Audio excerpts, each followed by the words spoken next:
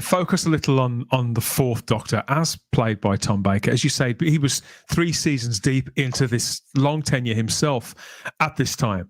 And but he'd won the role, hadn't he? And several years ago, almost in the blink of an eye, really, out of nowhere.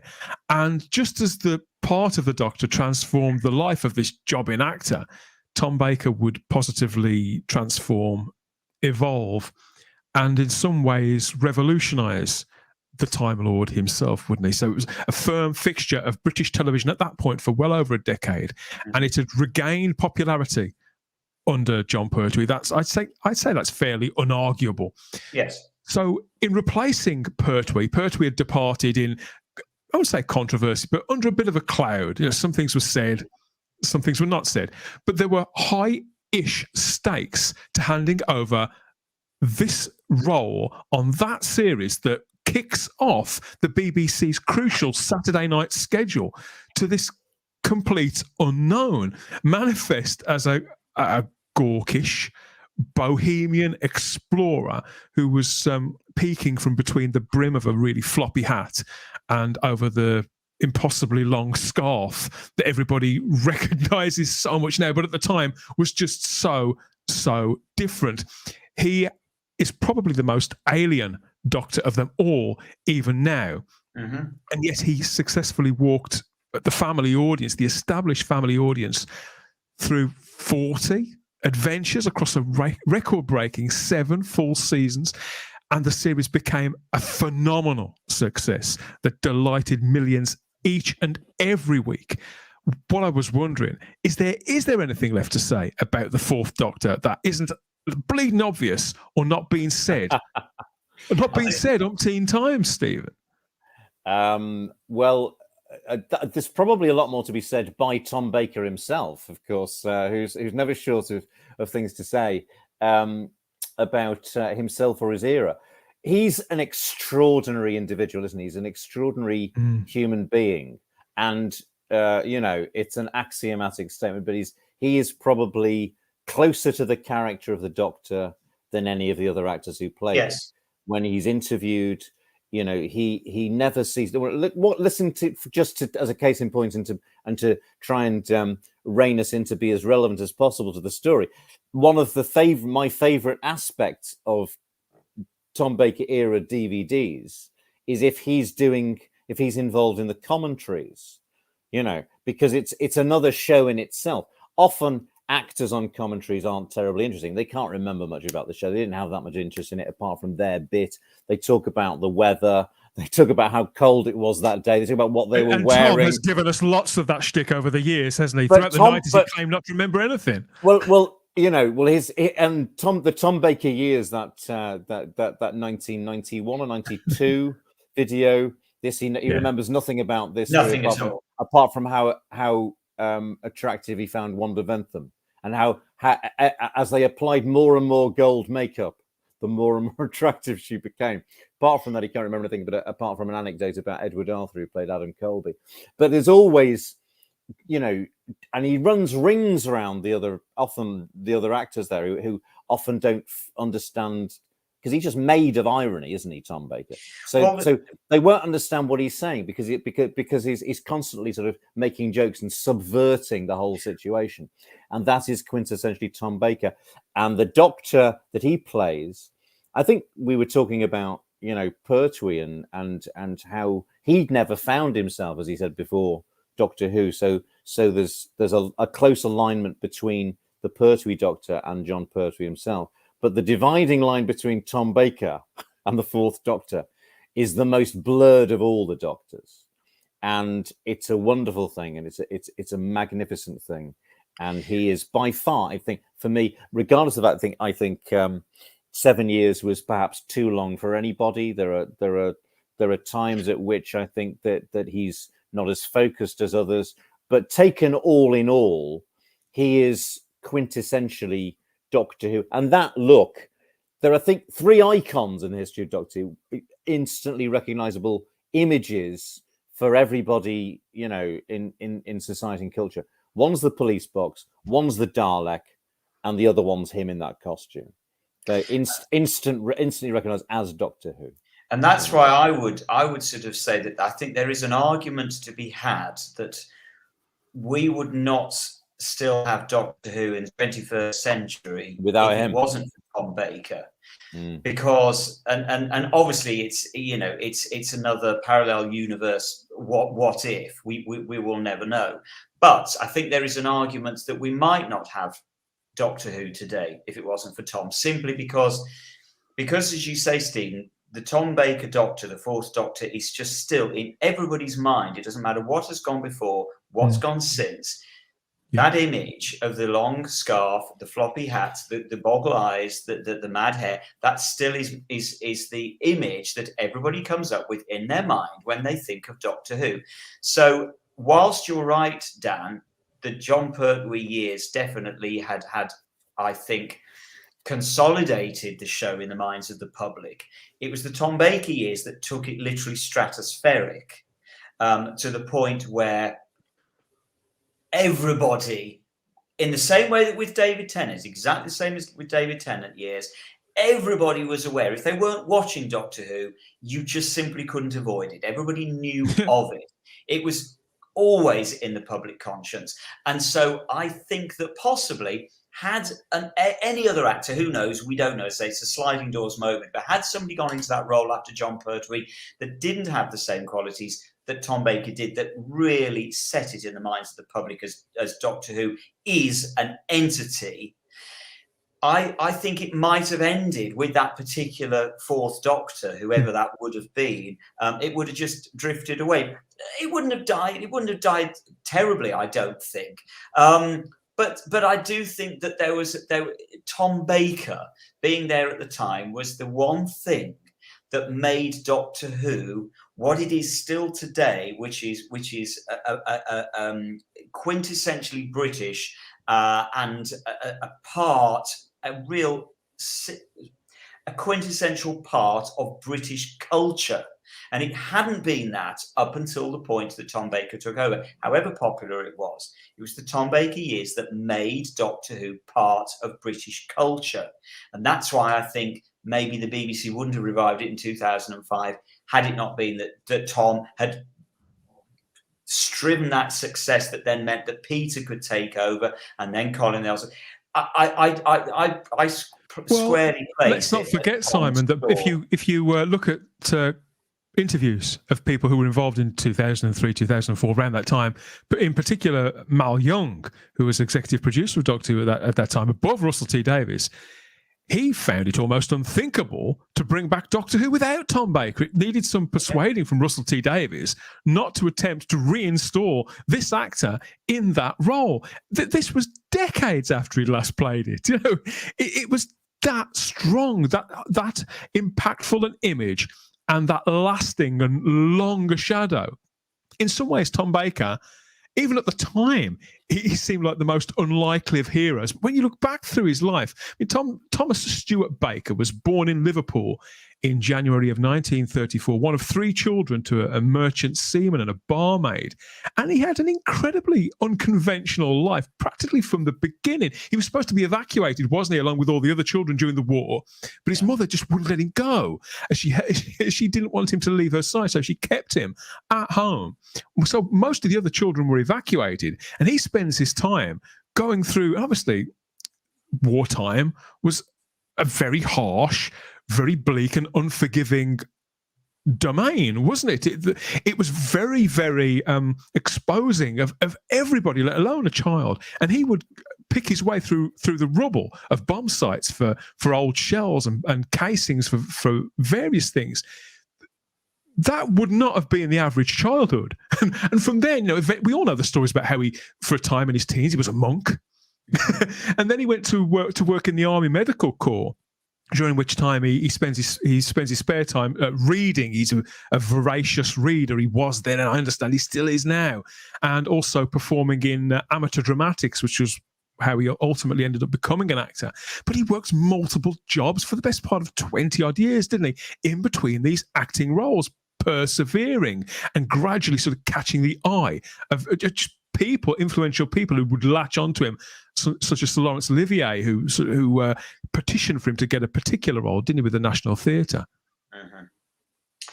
And I think that you know, that what we've got to remember with Tom is that, as you say, Dan, he was a jobbing actor. He was filling in all these jobs in the meantime, and so he could so easily have drifted away.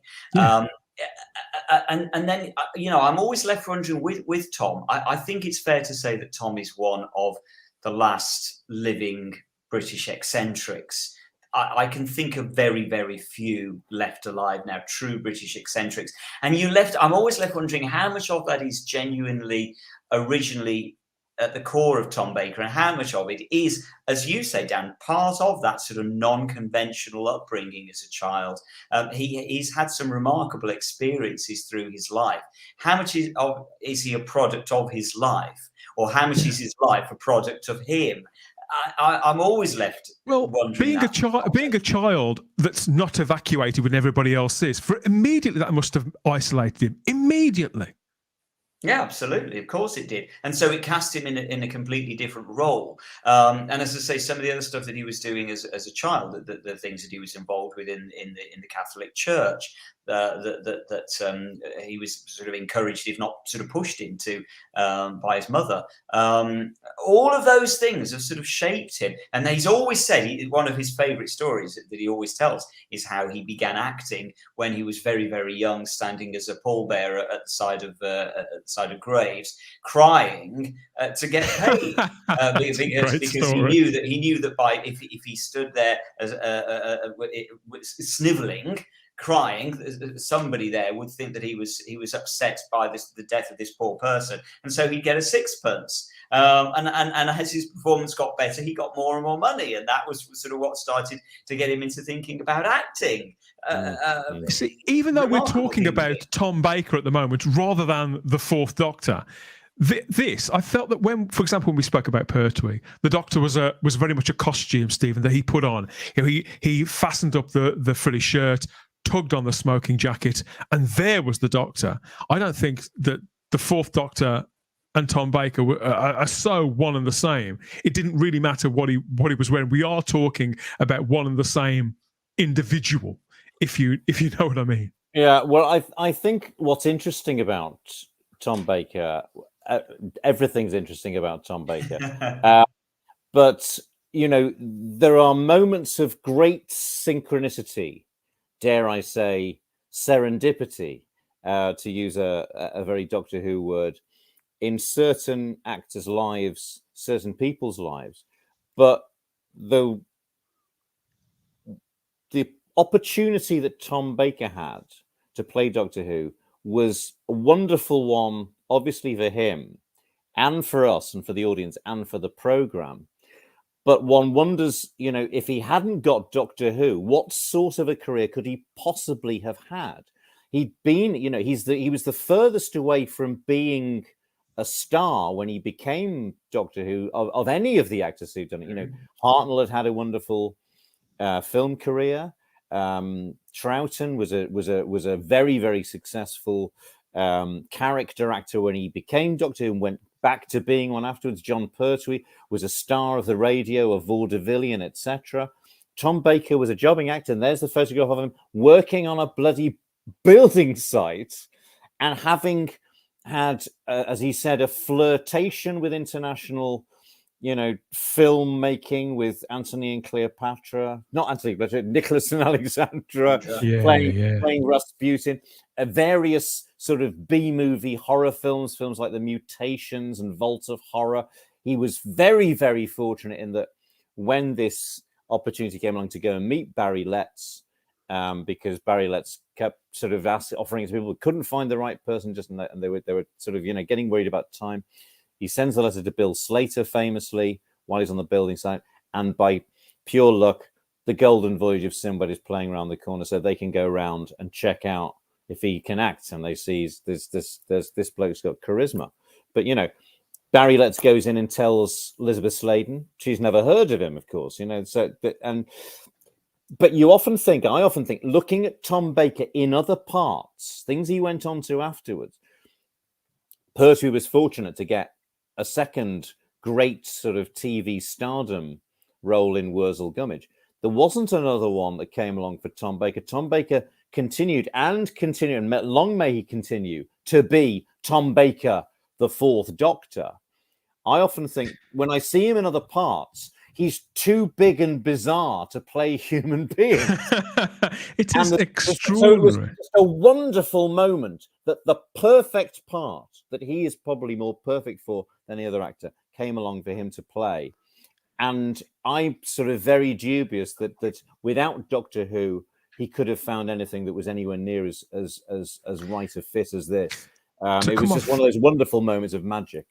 To come off a building site in the way that he did, and I've no idea whether it's because obviously when we recount these stories about Tom, any of these stories, you can repeat them in a sentence. Maybe it happened over a period of weeks or even months. I don't know, but to do that, to look at the reality of it, I think would drain away the charm of it and that kind of rags to riches thing that we all find so irresistible. I mean, I like the fact that even though he was working on a building site, he does appear to be working alongside Roy Orbison and Orson Welles there on the team. So even that team was very, very different. But yeah, it was directly after this. In fact, I understand that he accepted the role. He knew he was going to be Doctor Who whilst he was still clocking in with the boys on the building site there. But eventually he was revealed to the press, escorted in by a Cyberman and Elizabeth Sladen, who was still in place as Sarah Jane Smith. And the rest, I suppose, was history happening before the nation's eyes there as this person who they'd never clapped eyes on before, or at least not as themselves, was presented to them as their new Saturday night hero, Simon. And of course, what we've got to remember with all of this is he didn't go down desperately well in that first season. When you look at some of the audience research reports for the first season, people were a little bit nervous about him. The fact they didn't know who this bloke was, that he was a little bit too manic, that they just didn't warm to him.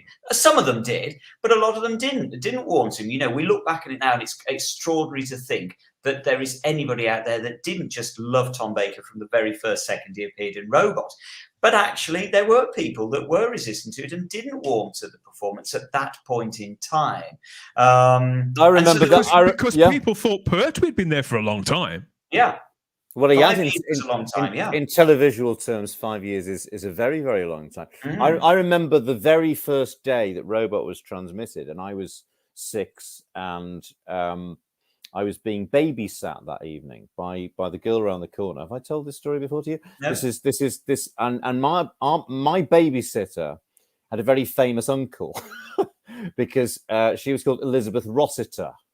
Okay. Can you work out who the uncle was? Right. Round the corner was Joan Rossiter, who was the widow of Leonard Rossiter's brother. Leonard Rossiter, who's famous for Rising Damp and Reginald Perrin, etc. And his brother was an astronomer at Bidston Observatory who died prematurely, left the widow Joan and 2 daughters. Elizabeth was a teenager who used to come around and babysit for me. And she came round, and the first thing she said when she came through the door, she said, "Did you see that idiot playing Doctor Who tonight? I'm never watching that again," she said, because for her, and this happens, of course, when anybody's cast as Doctor Who, isn't it? That there's the outgoing Doctor is the Doctor that belongs to so many people, and they'll never watch it again. But there was such a huge, very strong feeling against Tom Baker because he was so bizarrely different from John Pertwee, and of course in Robot, you don't get a sense of what he's going to be like actually as that performance is focused and made far more serious in those early stories. After Robert, Terence Dix has written him wild because he'd met Tom Baker and thought, well, I'll write something like that very extraordinary, exuberant, flamboyant character. And then, you get into Ark in Space, and it's a different Doctor altogether. And I think as that season goes through, you see the ratings, build very, very quickly, actually, don't they? Yes. And remarkably, I mean, it's literally with the Ark in Space. the ratings are beginning to, which is only the second story. The ratings are already beginning there. I think you're up to about 14 million, aren't we? 14, I think, in episode 2. Yeah, which was the highest they'd ever. Of course, this is what we're talking about. How Tom takes the popularity of the show culturally into the stratosphere. Pertwee stories 8, 9, rarely into 10 million. Yeah, from. Not long after he's taken over, it's 10, 11, 12, 13, 14 million, and whether we count City of Death and all that because of the ITV strike is another question altogether. But however, throughout the era until it's only the last series, that season 18, which has lamentable figures for reasons that we don't need to have to discuss now. But no, it becomes a completely different phenomenon, doesn't it, under Tom Baker? Yes. And I think everything you said is correct, and it's an interesting speculation that would we have Doctor Who without the stratospheric success that it reached in his era? That would it have lasted as long as it did? That's in what the I'm 70s thinking. and 80s. Would it have got exactly to 89? I don't think it would. I don't think it would. No. It might have trundled along quite happily with again sort of 7, 8, 9 million viewers, and it might have continued up. But I just don't think it would have become intrinsically linked in the British psyche and within and such an integral part of British culture if it hadn't been for Tom Baker. Because let's make no bones about it, it's with Tom Baker that the figure of the Doctor becomes a British icon. Yeah, the figure is not an icon up until that point. It's a fictional character that a lot of people know and love. But it is with Tom Baker that truly the character of the Doctor becomes iconic and an icon in every sense of the word. Yeah. He affected the audience and they affected him, and he stays affected, I think, regardless of how he claims to have forgotten about the show during the 90s. Can't remember any of that.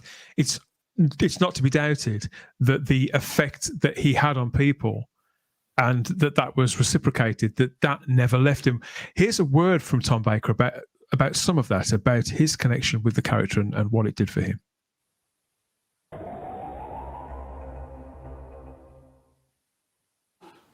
If what they say is correct, that you really kind of started to embody Doctor Who. People actually really believed that you were Who, and you would walk around and children would see you and you were Doctor Who to them. And it almost, I mean, I don't know if you ever felt in the public eye that kind of Doctor Who and Tom kind of started to kind of merge in any way. Well, yes, they did. I mean, they did merge entirely. I was the man myself, and because I had such a tangled private life, and suddenly it was better to be Doctor Who than to be Tom Baker. And so if I'd been Tom Baker in real life, people would have nodded or not. But as I was Doctor Who, people applauded everywhere. It was incredible, to just go into an off-license and the guy would give me a standing ovation. There'd only be him and me there.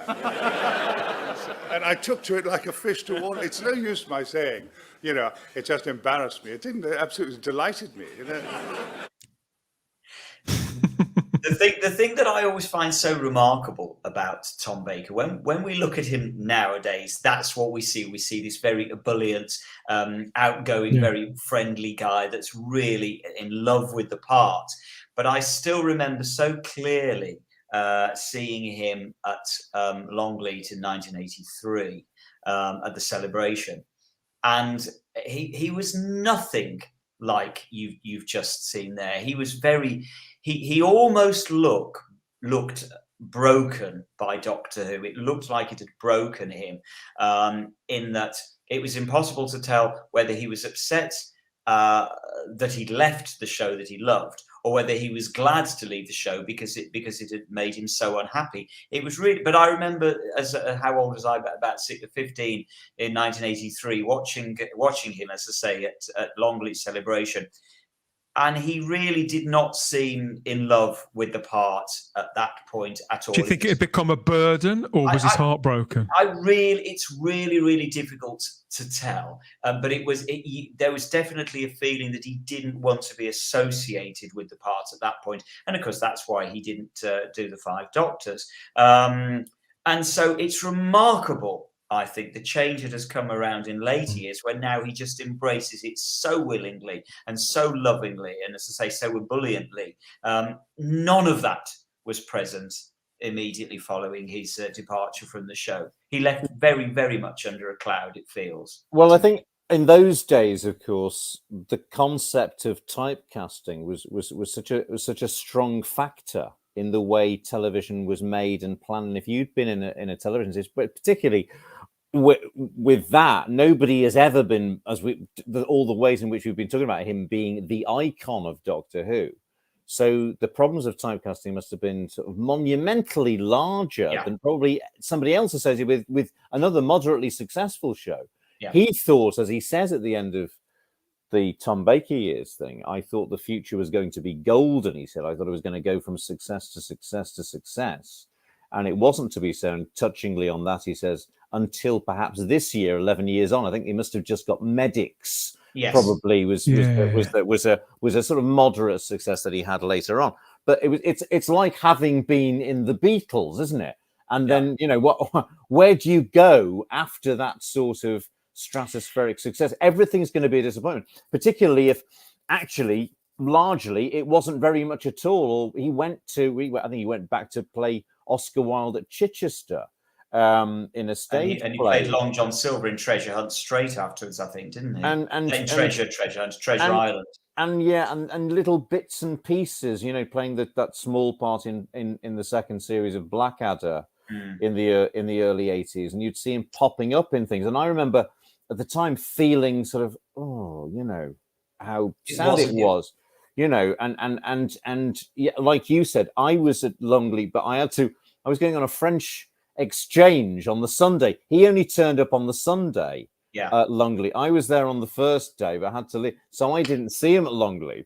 But anyway, but I did see him. I did see him at a convention in sometime in the late 80s. There was some event he went to, and he was, and there was that sense, and he was funny, but there was a sort of real acerbic bitterness to the way in which he was telling anecdotes, not in that sort of exuberant and in the way he enjoys his irony. It was really, really quite sort of, you know, through gritted teeth, and somewhat acidic. And there was a I mean, it was a very funny story told about the Graham Williams era, and I got the little somewhere. I'll find the dictaphone with it, which is very funny. But it's a different sort of humor than the sort of humor that he's often irreverent. He's often what now would be called inappropriate. He's outrageous, but there's a kind of enjoyment of it. There was a sort of there was a kind of there was a sort of cynicism. That's right. Yeah, cynicism. Cynicism is a good word. To him, because I think that it bit him hard. That he'd gone from the greatest success imaginable to practically what felt like a void, probably afterwards. Well, also, you can't help wondering if maybe that last season 18 with John Nathan Turner did just bruise him too much, because although they got on okay, I think that they both admitted that they sort of clashed as personalities during the time that Tom was on that last season. And so I think that maybe Tom was just sort of a victim of his own success. He'd been so huge. By his own admission, he'd become very, very proprietorial about the role. And so to go from feeling that he owned the role and he owned Doctor Who, to suddenly John Nathan Turner being somewhat sort of dismissive about it. Well, you know, if you want to go, Tom, that's fine. You know, you leave. And he got. You wonder whether he just felt bruised by the experience and sort of somewhat cheated by the role itself. That it had dangled this carrot and he sort of fed from its waters for sort of 5-6 years with huge success, and suddenly now it was all just a little bit. What was it all worth? What was it all for? Maybe he just felt just a little disappointed by it all. I don't know. Yeah. Well, I mean, you know, it's a brutal business. It always is, and it's as chewed up and spat out so many people in so many different ways. However big you think you are, to quote us, the Beatles song, isn't it? That, you know, and probably nobody felt as big and as famous as Tom Baker did in the at the height of it, and of course he Yeah. got within that sort of circuit of doing those seasons, he got used to getting his own way. Yes. Particularly and once Philip Hinchcliffe had gone and all that, and Graham Williams, we'll talk about the differences between the eras, of course. But he got used to being, in effect, the Tom Baker show. And Yes. then John Nathan Turner comes along with Chris Bidmead, and they're going, no, we don't want to do it like that anymore. And we want you to say the lines that are written down. And we don't want you to be putting whatever the hell you like it or whatever jokes you like. And you're going to wear this costume and you're going to wear those question marks, whether you like it or not, etc., etc. And suddenly Playtime's over. he was feeling, straitjacketed. Now, I think personally, aesthetically, that last season, there's some of my favorite stories, I agree. and the focus and the control that's brought to Tom in that is greatly to the benefit of the performance. But it probably didn't bloody feel like that to him at the time. Pretty sure it didn't. I know a guy who often talks about the Tom Baker era with as much frustration as glee. He's a podcaster as well, and so I'm not going to take ownership of this. But he always says that because the Tom Baker era ran for so long, he was in the part so long, living with that role for so long, and vice versa, that we get three different Toms, and you never really know which one you're going to get. So you either get scary Tom, you get goofy Tom, or you get grumpy Tom, and and they sort of rotate. But obviously, there's a lot more of the grumpy towards the end. I think that's pretty accurate, that throughout those 7 years you see fleetings of grumpiness and fleetings of goofiness at either end, and but it does form almost a shape of its own, Simon. Oh, undoubtedly. I've always said this, that there is a huge graduation from season 12 to season 18. You see a completely different Doctor, and it does develop. And I've always said of all of the Doctors we've ever had, Tom's is the only character that has developed, that did develop. And I always find it so strange that Tom is the one who says that as an acting role, there's very little you can do with it. You can't develop it because of the role. And I always just, it's so ironic because to say Tom's is the characterization of the Doctor that does develop, it's a completely different Doctor that we see in Robot to the one we see in Logopolis and everything in between. And you do get very much a change from the sort of student, the goofiness of the student, through as you say, the larking about the comedian, up until the very, very serious, weighty gravitas that we get in season 18, which I find utterly mesmerizing to watch his performance in season 18. Yeah. And I love the fact that we get such a completely different Doctor from again. It's the only Doctor that you get. There is no other graduation in any of the other Doctors. What you see at the beginning, Colin Baker, of course, wanted to do it and didn't have the time to do it. Not the time. No. So Tom's the only one that we see that change in. Hearing you guys talk about this, obviously as children of the 70s, and you lived and watched his entire era as it was going out. I didn't. I inherited Tom sort of halfway through, and so these were the earliest days, not just of my fandom, but of me watching the show. And for me, this is going to sound strange, and I think almost like heresy. But for me, the Fourth Doctor, that figure of the Fourth Doctor, it kind of hung like a spectre over the series itself, the series that I loved so much throughout the time that I personally was getting more into it, more obsessed with it. Through the 1980s, people would continually tell me, remind me that, Tom Baker, the fourth one, he was the best one. And it's not that I didn't believe them, more that it was of no use to me whatsoever to keep harping on about it. I could remember very hazily some of those stories, but I couldn't see them to go and find out if they were right or not, or whether if that was received wisdom, because there were no repeats, there was no VHS. So it was all academic. I was happy with what his successors were doing, up to the point that after a few years, I started to resent the Fourth Doctor for a while. Him not turning up to the Five Doctors was probably part of that. But each time I caught a clip of the Fourth Doctor, the magic was all too apparent, and the way his character imprinted on a generation, not just of kids, the parents too. It was everybody, and people living abroad outside of Britain too. It was undeniable. So once those VHS tapes did start getting released and the Fourth Doctor became accessible to me, those stories, when I'd look at the list of what was coming next in TV Zone or DWM, when I saw a Fourth Doctor release listed for June or August or whatever, that was a release that I could bank on, because I was a completist. I bought them all, but I enjoyed some more than others, particularly on a first watch. But there were so many flavours to this era, and it was firing on so many cylinders, and all those versions of the Doctor, all the creatives that were involved, I was captivated, and I became all too aware that this was the Doctor. This is, just as he said, day one, the definitive article. There was none quite like him, because there was no one quite like Tom Baker.